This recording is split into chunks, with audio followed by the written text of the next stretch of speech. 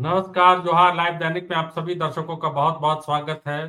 झारखंड के मंत्री हफीजुल हसन का एक बयान बाबा साहब भीमराव अंबेडकर की जयंती पर विवादों में है और इस विवाद को हवा दे रहे बीजेपी के तमाम नेता, देश भर के नेता बीजेपी के खास तौर से हफीजुल हसन के इस बयान को लेकर ये बताने की कोशिश कर रहे हैं कि हफीजुल हसन यानी हेमंत सोरेन के मंत्री संविधान को महत्व नहीं देते हैं जितना कि कुरान को महत्व देते हैं, शरीयत को महत्व देते हैं।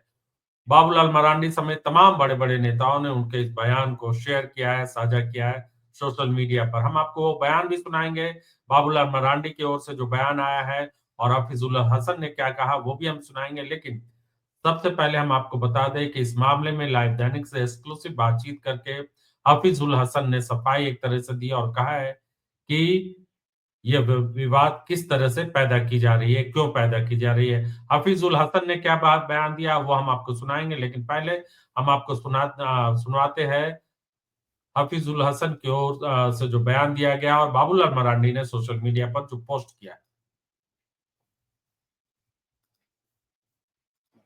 शरीयत मेरे लिए बड़ा, ठीक है।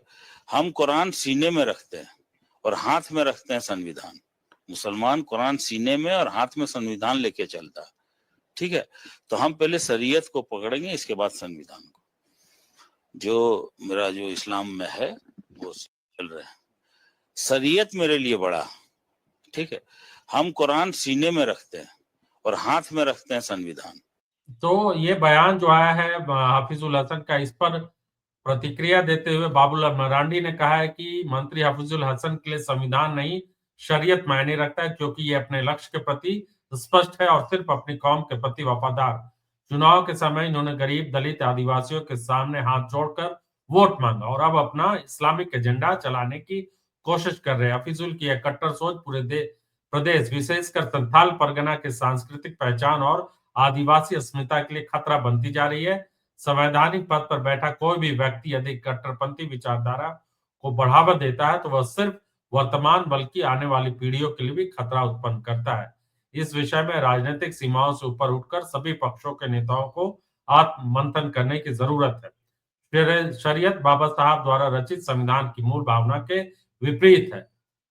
तो ये बयान उन्होंने बाबूलाल मरांडी ने बहुत लंबा चौड़ा पोस्ट किया है और इस बयान को लेकर विवाद पैदा करने की कोशिश की जा रही है। तो इस पूरे मामले पर हफीजुल हसन ने जो बयान दिया है वो भी हम आपको सुनाएँगे, क्योंकि हफीजुल हसन के का भी पक्ष जानना ज़रूरी है। तो हमने उनसे फ़ोन पर बातचीत की और फ़ोन पर उन्होंने स्पष्ट तौर से जो बातें कही वो हम आपको सुना रहे हैं। सुनिए। मंत्री जी से बात हो रही है। जी जी हाँ, नमस्कार, जोहार सर। विवेक सिन्हा लाइव दैनिक से बोल रहे हैं। एक बयान आपका वायरल हो रहा है सर, जिसमें आप कह रहे हैं कि दिल में कुरान और हाथ में संविधान, और बीजेपी के तमाम नेता इस देश भर में इस क्लिप को शेयर कर रहे हैं। तो क्या पहली प्रतिक्रिया आपकी क्या रहेगी इस पर? देखिए, बाबा साहब भीमराव अंबेडकर का जितना आप फोटो देखिएगा उनके हाथ में वो संविधान का किताब है, ठीक है जी उसी के तर्ज पर मैं बोला हूँ। जी और कुरान शरीफ का जो बात जिक्र हम उसमें किए हैं, जी सब अपना धार्मिक किताब को जो भी धर्म के हैं जी वो अपने दिल में रखते हैं, जी सीने में रखते हैं। जी चाहे वो बाइबिल हो, चाहे इंजील हो, चाहे कुरान हो, चाहे रामायण हो, चाहे महाभारत का किताब हो, सारा, ठीक जी। है। तो इसमें सर बीजेपी के तरफ से खास तौर से बाबूलाल मरांडी ने अपने सोशल मीडिया एक्स पर पोस्ट करते हुए कहा है कि मंत्री हफीजुल हसन के लिए संविधान नहीं, शरीयत मायने रखता है क्योंकि वे अपने लक्ष्य के प्रति स्पष्ट है और सिर्फ अपने कौम के प्रति वफादार। तो इस पर क्या उनको कहेंगे? पता करने बोल दीजिए कि मधुपुर विधानसभा जाके देखे, ठीक है। एक मुसलमान के नाते, विधायक होने के नाते, यार मुसलमान, मेरे विधानसभा क्षेत्र में कोई हिंदू मुस्लिम ने, मैंने 100 मंदिर को वहाँ संधिकरण करवाया है। ये सब के पास अब कोई मुद्दा नहीं रह गया, न कोई पब्लिक इस सब को चाहता है। माननीय हेमंत सोरेन जी ने इतना बड़ा लकीर खींच दिया है कि उस लकीर के सामने खड़ा होने की भी औकात बीजेपी वाले को नहीं है। इसीलिए छोटी छोटी सी बयान को वो सब तोड़ मरोड़ के और सांप्रदायिक माहौल बनाने चाहते हैं। लेकिन झारखंड में ये गुरु जी का धरती है, जो गुरुजी ने 40 साल लगातार झारखंड आंदोलन किए, तब आज झारखंड मिला। और इससे पूर्व में यहाँ के जो सिद्धू कानू, चांद भैरव, फूलो झानो, जो 4 भाई 2 बहन ने जो अंग्रेजों के खिलाफ आंदोलन चालू किया था जी। और आपको पता होना चाहिए कि हिंदुस्तान में सबसे पहला विद्रोह अगर अंग्रेजों के खिलाफ जो किया तो संथाल विद्रोह, जो 1855 में हुआ, 1857 में फिर विद्रोह पूरे देश में हुआ। जी, तो झारखंड की धरती है, यहाँ नफरती भाषा कुछ नहीं चलेगा। यानी आपका कहना है कि एक जो 20 सेकंड का क्लिप चलाया जा रहा है, जानबूझकर विवाद पैदा करने के लिए चलाया जा रहा है?